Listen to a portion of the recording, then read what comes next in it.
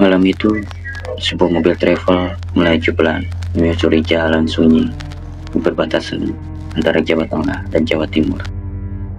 Di dalamnya, 5 penumpang tidur lelap, sementara sang supir, Pak Roni, menatap jalanan gelap yang hanya diterangi lampu utama. Ia sudah sering melewati jalur ini, tapi malam ini terasa berbeda. Loh, kok sepi begini ya? Gumam Pak Roni sambil menoleh sekilas ke jam dashboard. Pukul 00.23 waktu Indonesia Barat. Biasanya ia sudah sampai di kota kecil Ngawi, tapi sekarang ia merasa seperti terus berputar-putar di tempat yang sama. Pepohonan lebat, kabut tipis, dan jalan sempit yang seakan berujung. Tanpa sadar, ia mulai memasuki sebuah kawasan hutan yang sangat lebat, yang ternyata adalah alas Mantingan. Di tempat itu, mitos dan cerita-cerita mistis sudah mendarah daging bagi warga sekitar. Konon, siapapun yang tersesat di alas Mantingan pada malam Jumat Kliwon bisa menghilang tanpa jejak. Tak lama, salah satu penumpang, gadis muda bernama Nadia, terbangun.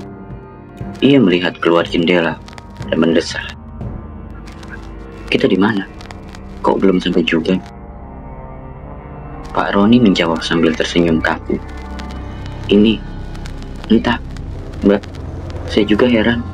GPS-nya terus muter." Tiba-tiba, radio di dashboard menyala sendiri. Suara gamelan halus mengalun dari dalam speaker, diiringi suara perempuan yang melakukan tembang Jawa kuno. Pak Roni tertegun. Waduh, padahal radionya mati tadi. Lalu mendadak, duar! Kilatan petir membelah langit. Semua lampu mobil padam. Mobil berhenti mendadak.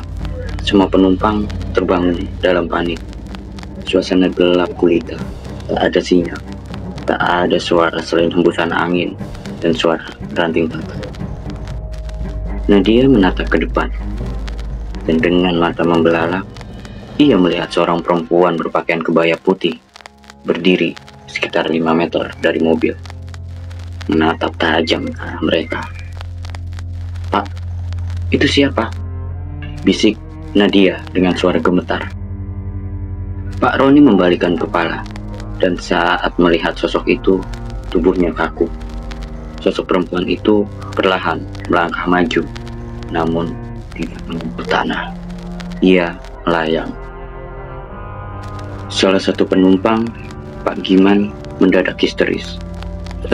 Nyalain mobilnya, Pak, dia dekat." Roni memutar kunci. Mesin hidup sejenak, tapi mati lagi. Lampu dalam mobil menyala sesaat dan memperlihatkan bahwa di kursi belakang kini ada sosok perempuan lain yang duduk diam. Wajahnya pucat, matanya kosong, dan darah menetes dari bibirnya. Semua orang menjerit, tapi suara mereka tercekik karena tiba-tiba semuanya gelap. Semua gelap, sunyi, hening seperti kematian.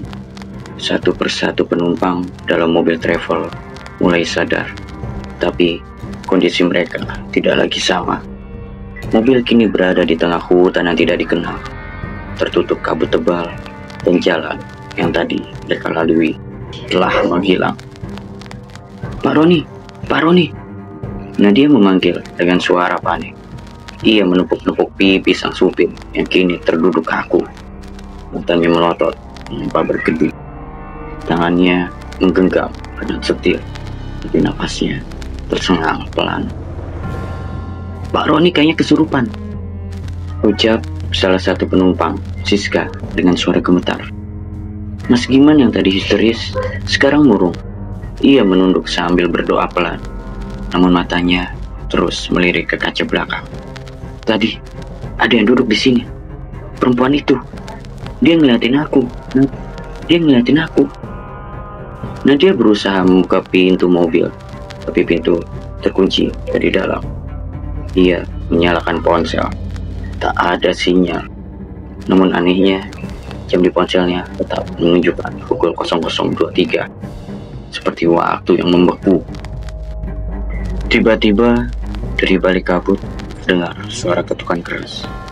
Bukan dari luar mobil, tapi dari bawah lantai mobil. Tok, tok, tok. Semua terdiam. Mas Giman mendadak menjerit. Kita nggak bisa diam di sini.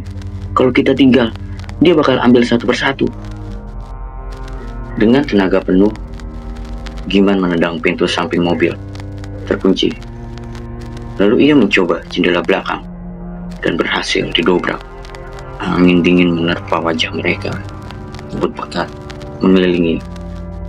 Satu persatu keluar, menuruni hutan lebat dengan penerangan ponsel seadanya. Namun begitu mereka menjauh dari mobil, sekitar 10 meter, mobil itu hilang. Ia lenyap. Tak ada jejak, ada suara, tak ada sisa, seolah mereka tidak pernah datang. Kita masuk ke dimensi lain, ucap Siska pelan. Aku pernah baca soal alas mantingan. Ada gerbang ke dunia lain yang terbuka setiap malam Jumat Kliwon.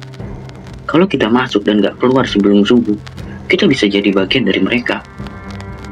Mereka? Tanya Nadia. Siska menatap lurus ke depan. Arwah yang tersesat. Saat mereka mulai berjalan, di kejauhan tampak gerbang kayu besar. Setengah roboh, diapit 2 pohon beringin raksasa. Di atas gerbang, ukiran bertuliskan huruf Jawa kuno yang tak bisa dibaca. Tanah di sekitarnya merah gelap seperti darah yang mengering. Keluar lewat situ, tanya Giman ragu. Bukan keluar, jawab suara lain. Bukan dari mereka berlima. Mereka menoleh. Di samping Siska berdiri seorang anak kecil, mengenakan baju zaman kolonial, tersenyum dengan wajah pucat. Itu bukan jalan keluar, itu jalan masuk. Kalian baru saja mulai.